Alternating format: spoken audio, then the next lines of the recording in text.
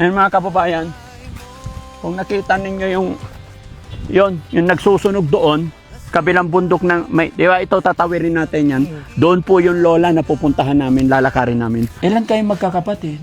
Ano po, biyanan ko po siya. Abyanan mo? Opo. Yung anak niya po, puro lalaki. Oh, anak niya ang asawa mo. Opo. Tapos ikaw na lang nag-aalaga. Ang bait na manugang. Napakaswerte ni lola. Nagkaroon siya ng manugang na kagaya mo, no? Nagwa-wild siya.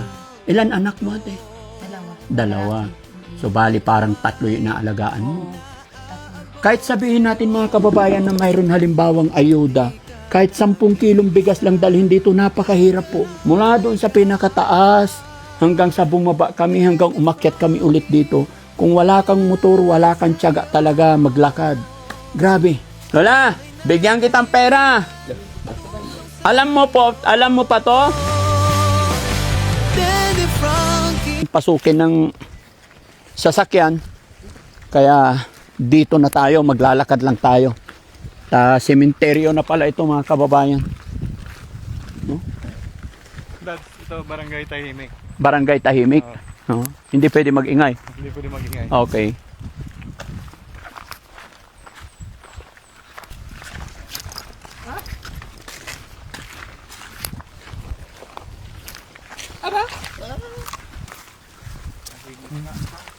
Ha? Grabe naman yung Nakakasugat yan.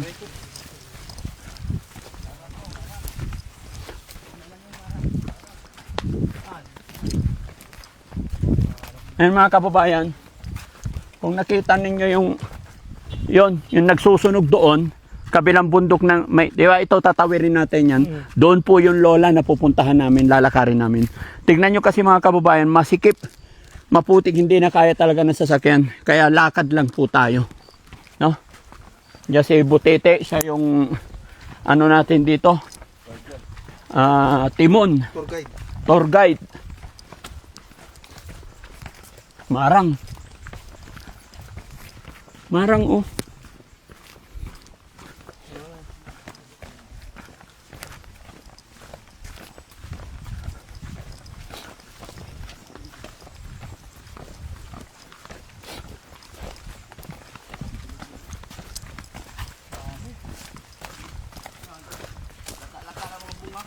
Ha? Ang daming bunga ng marang, no? Hindi na napipitas. Susungkitin na lang yan eh.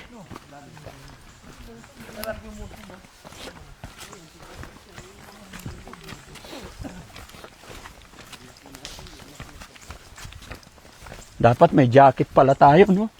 Kaya pala hindi talaga kaya ng sasakyan, no?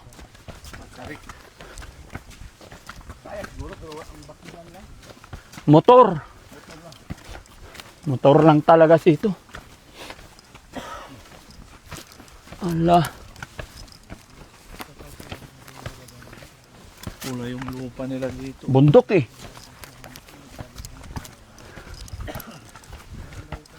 Bakit yung dalawang yun hindi nakaramdam ng pagod? Sanay na ba? Tarsier yung isa. Tarsier yung isa?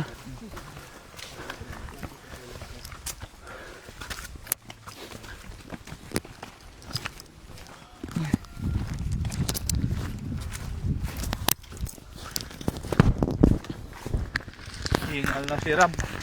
Ha? Hingal. Kawawa naman si Rob.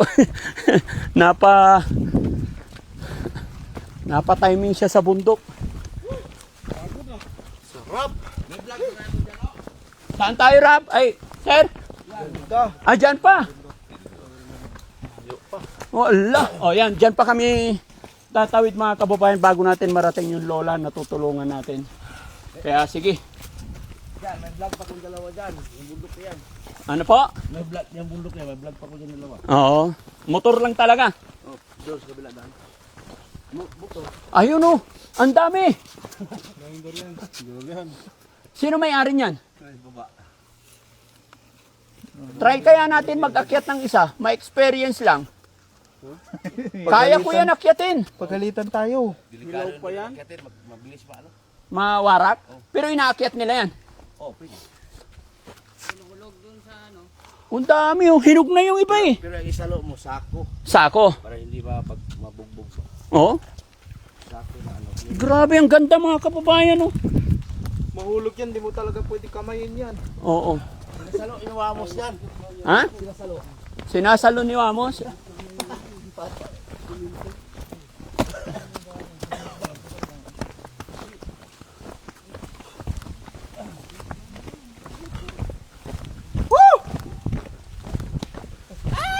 Mga kababayan, andito na kami. Ito naman mga kababayan yung ginagawang walis tambo. Ito yung hanap buhay nila rito, no? Oh, dito ko rin lang nakita yung puno na ginagawang walis tambo. Ang daming walis tambo dito mga kababayan. Ito pala yun. Iba yung simoy ng hangin doon. Malamig. Pagdating sa baba, malamig. No? Di ba? That's mura yung yung malis dito. Mura lang, 50 pesos. Tsaka, Ang pinagtataka ko, Dads, yung sulat sa walis nila, Baguio City. oh, Pero galing dito pala sa... hindi, meron din Baguio City, pare. Yun doon sa atin, from Baguio yun. Ito hindi nila sinusulat Baguio. Wala nakalagay. Visayas, wala na nakalagay. Pero sa tutulang mga kababayan, no, sa mula nung pang-6 na araw namin pagpasok-pasok dito sa Gubat, ngayon ko talaga napagtanto, lahat pala na tumutubo dito sa ating kabundukan, ginawa ng Panginoon talaga na may paggagamitan, may silbi, may purpose si God, bawat nilalang niya, bawat inimbento niyang mga halaman. Kagaya nito, di ba? Hindi ko akalain, akala ko ganyan, dito pala kinukuha yung walis tambo. No? Kagaya nito, yung punong kahoy naman na ito, oh, kadami-dami yan. Yun pala dyan nang gagaling yung gulong ng mga sasakyan natin, yung mga butas natin, yung mga tsinelas natin, any kinds of rubber na ginagamit natin, dyan nang gagaling sa rubber tree. Kaya kung mapapansin mo talaga mga kababayan, ngayon ko napagtanto talaga gaya na aking sinabi. Yung mga kahoy-kahoy na, meron pang isa, yung kahoy na ginagamit nilang posporo, paper tree. Dito ko rin nakita mga kababayan. Napakagaling, napakaganda. No? Kaya salamat na experience ko yung mga ganitong buhay. Ayan na, umaakit na. May tarsier.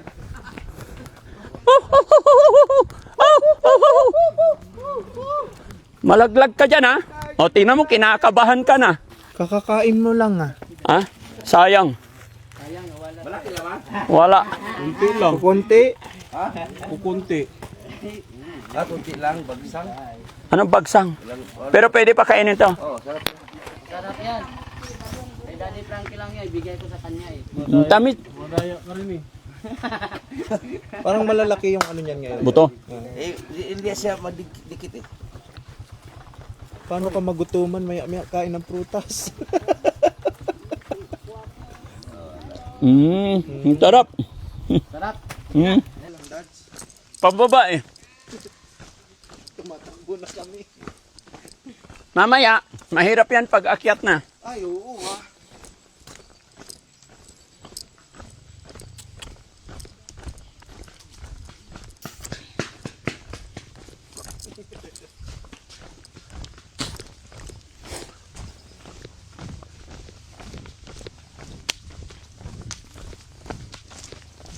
Tayo natin sila.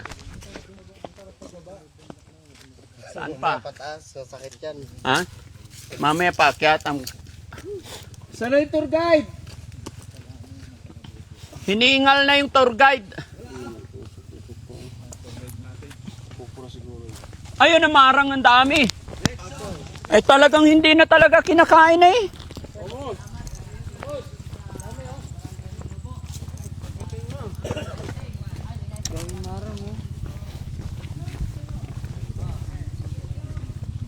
May baboy damo maliit oh. Oh, may anak oh. Oh, may anak. Ayo! Agiramit!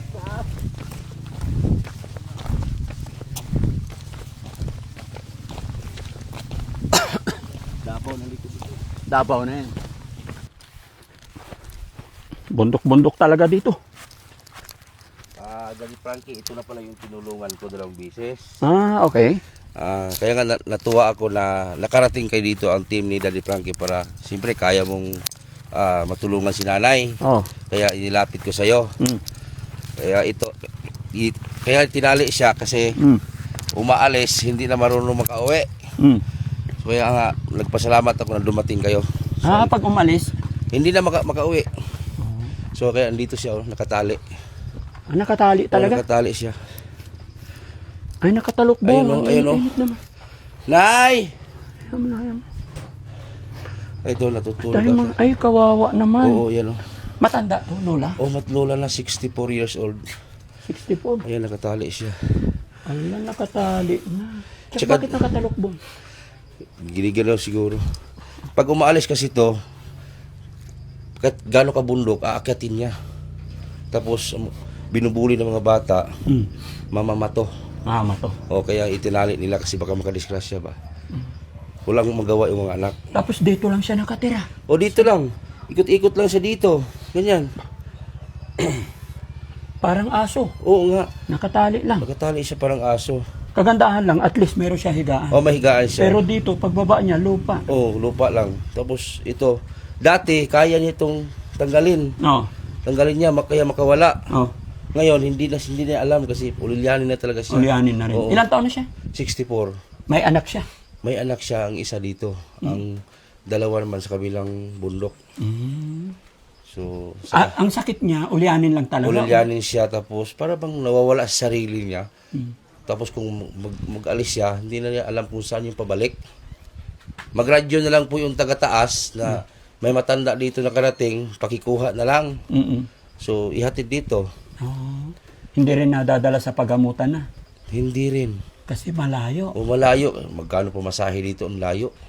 Siguro sa isang tao, 300 na round trip pa. Oh. Malayo talaga as in. So, Pinakabundok parang na ito. ano, sir, no? Sir Butiti, no? Napapansin ko sa lugar na to, Pasintabi po. Oo. Yung Pasintabi po, mga kababayan. Yung 300 na sinasabi nila, talagang napakalaking value na yun sa kanila. Opo. Ganun ba talaga kahirap kumita ng pera dito? Ganun po talaga kahirap.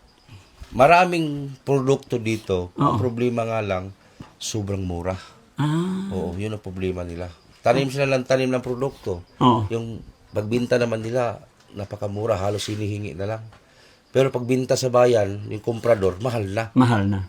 Yung nanggaling sa bundok, Napakamura. napakamura. E di sila na lang yung magdala doon sa bayan. Wala man silang tulad ng mga sasakyan.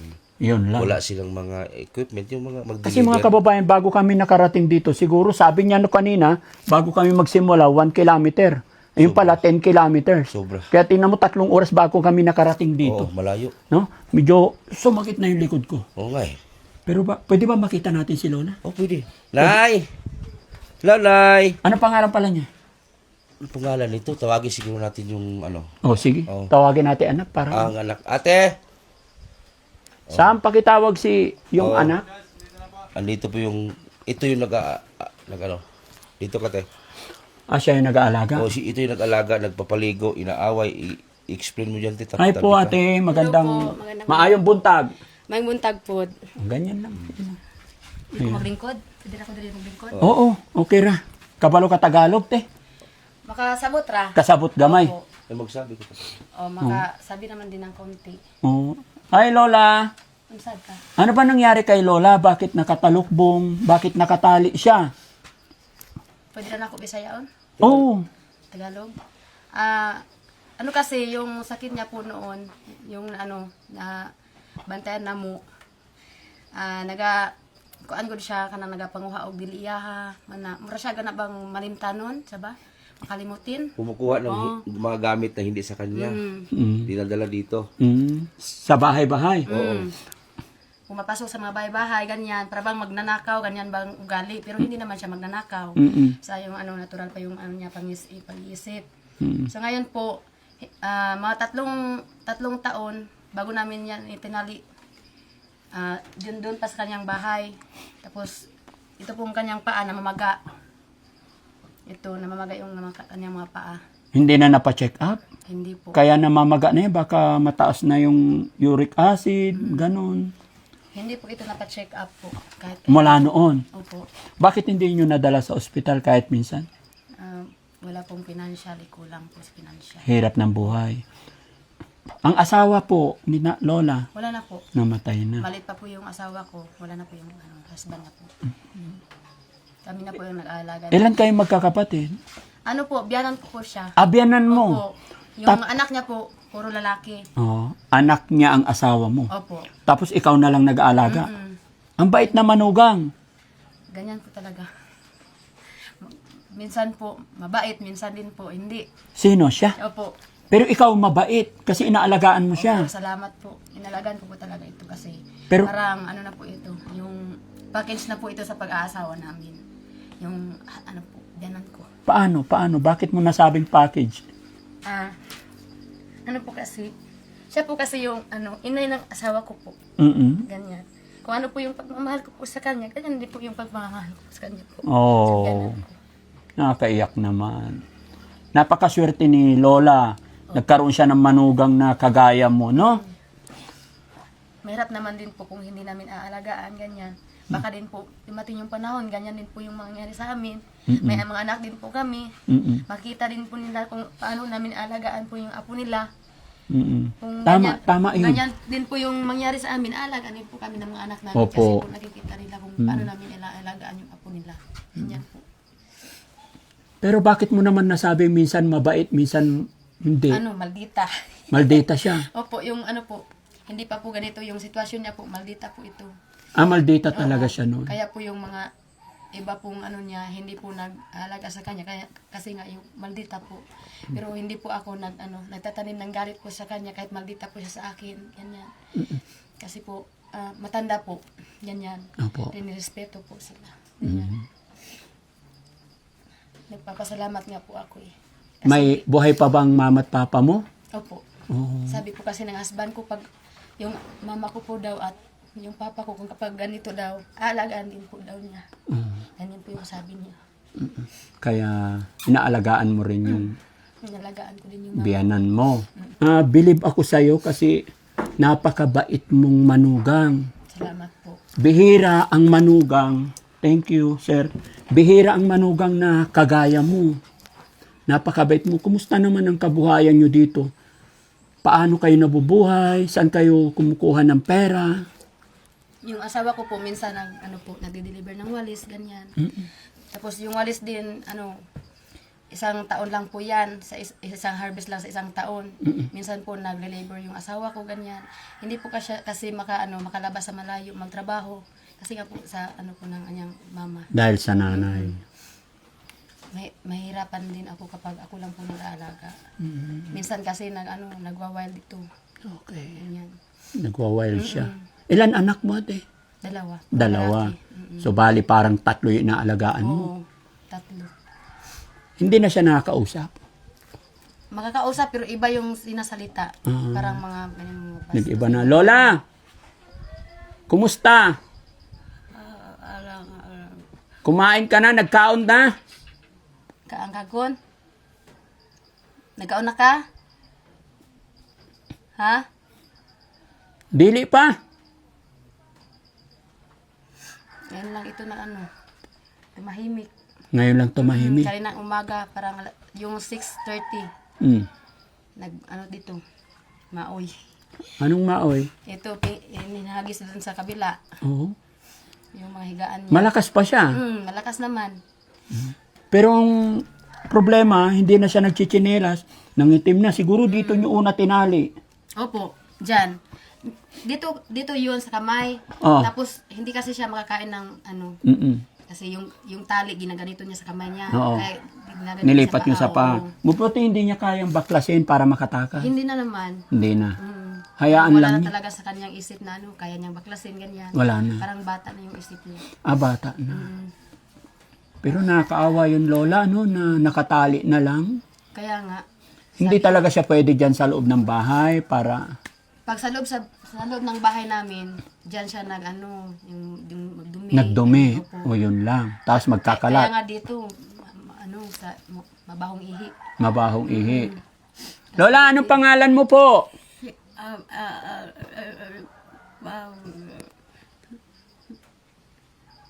Unsay nagan mo, Lola?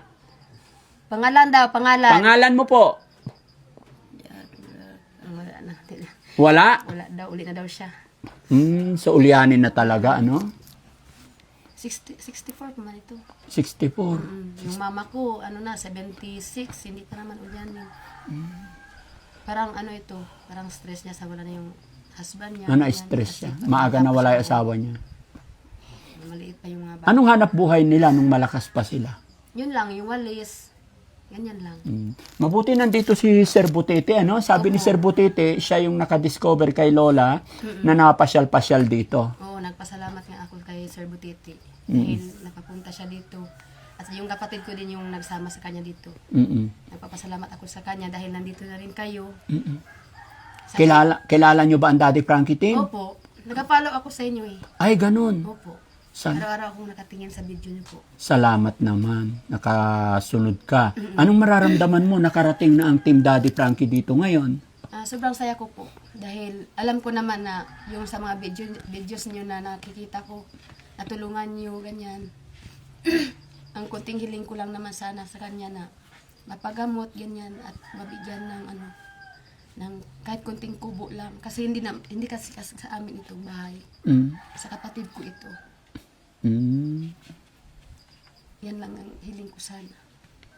Yun, nagpapasalamat nga ako kay Sir Butiti. Hindi dahil sa kanya, hindi kayo makarating dito sa amin. Dahil ang hirap puntahan dito ng tulong sa amin. Hindi ba nakarating dito ang mga government din na nakarating? Mahirap, no? Sa sobrang layo. Mahirap. Ngayon ay tumulong, kaagapay